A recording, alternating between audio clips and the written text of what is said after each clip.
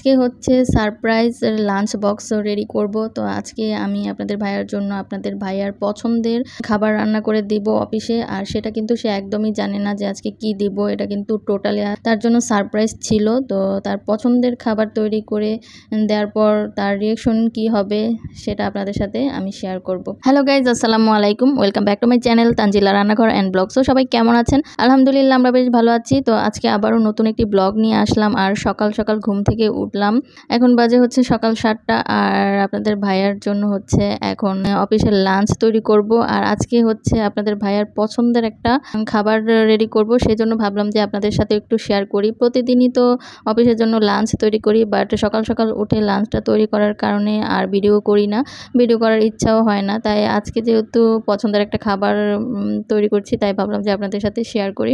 তো আজকে হচ্ছে আপনাদের ভাইয়াকে হচ্ছে fried rice, chicken fry, chicken curry রান্না করে দিব।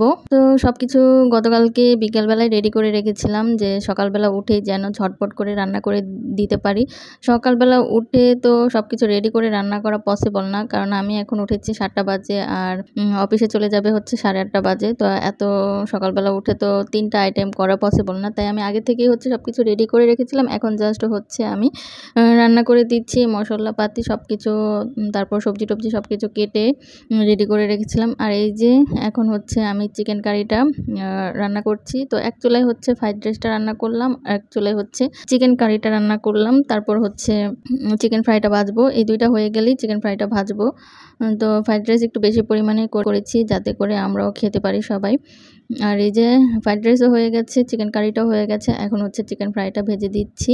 চিকেন ফ্রাই আমি কিভাবে ম্যারিনেট করে সংরক্ষণ করি তার রেসিপি গতকালকের ভিডিওতে আমি দিয়েছি, আপনারা চাইলে দেখে আসতে পারেন। আর চিকেন ফ্রাই কিভাবে আমি বানাই তার রেসিপি চাইলেও আপনারা দেখতে পারেন, আমার চ্যানেলে কিন্তু রেসিপি দেওয়া আছে। তো আজকে কিন্তু আমি কোনো রেসিপি শেয়ার করছি না, জাস্ট আমি আপনাদের ভাইয়ার জন্য যে লাঞ্চ রেডি করব, লাঞ্চ বক্সটা রেডি করব সেটাই দেখাচ্ছি। তো সকাল 7টার সময় উঠে কিন্তু আমি সব কিছু রান্না টান্না করে ফেললাম, আর এখন হচ্ছে লাঞ্চ বক্সটা রেডি করে দিচ্ছি।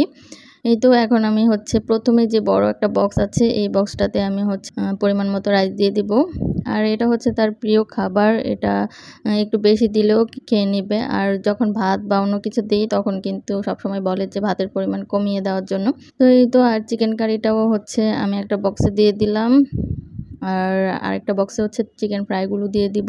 তো এভাবেই হচ্ছে আমি প্রতিদিন তার জন্য লাঞ্চ বক্স রেডি করি। তো প্রতিদিন আর শেয়ার করা হয় না, কারণ আসলে সকাল সকাল উঠে রান্না করে দেন আবার ভিডিও করাটা অনেক বেশি কষ্টকর হয়ে যায়, তাই আর সকাল সকাল আমি এই ভিডিওটা করি না। তো আজকে ভাবলাম যেহেতু আজকে পছন্দের একটা খাবার রেডি করব, একটু আপনাদের সাথে শেয়ার করি, তাই ছোট্ট করে একটা ভিডিও করে নিলাম আপনাদের সাথে শেয়ার করার জন্য। তো এটা হচ্ছে আমার প্রতিদিনের কাজ। আর আজকে যে লাঞ্চ বক্সটা আমি রেডি করছি এটা কিন্তু পুরাটাই সারপ্রাইজ ছিল আপনাদের ভাইয়ার জন্য। সে কিন্তু জানতোই না যে আজকের এই বক্সে এত মজার মজার খাবার ছিল। এই লাঞ্চ বক্সটা পাওয়ার পর আপনাদের ভাইয়ার কি রিয়াকশন ছিল সেটা আপনাদের সাথে বলতে পেরেছি। তো বক্সটা যখন সে খুলেছে অফিসে গিয়ে, তখন কিন্তু সাথে সাথে আমাকে ফোন দিয়েছে যে এত মজার খাবার তুমি আমাকে তৈরি করে দিয়েছো, সকাল সকাল উঠে অনেক অনেক থ্যাংক ইউ দিয়েছে আমাকে, আর অনেক খুশি হয়েছে। আর খাবারটা নাকি অনেক বেশি মজা হয়েছিল। তো আমারও কাছেও ভালো লাগে যখন এরকম সারপ্রাইজ দিতে পারি, এরকম মজার মজার খাবার তৈরি করে দিই, আমার কাছেও কিন্তু অনেক ভালো লাগে। এই যে লাঞ্চ বক্সটা তৈরি হয়ে গেছে, আর এটা হচ্ছে 3টা পার্টের একটা বক্স। তো ইচ্ছে করলে 2টাতেও দেওয়া যায়, ইচ্ছে করলে 3টাতেও দেওয়া যায়। তো সবসময় হচ্ছে আপনাদের সাথে ব্লগ রান্নাবান্না শেয়ার করি। তো আজকে ভাবলাম যে অফিসের লাঞ্চ বক্সটা আমি কিভাবে রেডি করি সকালবেলা উঠে সেটা আপনাদের সাথে একটা ভিডিও করে শেয়ার করি। তো আমার আজকের এই ভিডিওটা আপনাদের কাছে কেমন লেগেছে অবশ্যই কমেন্টস করে জানাবেন।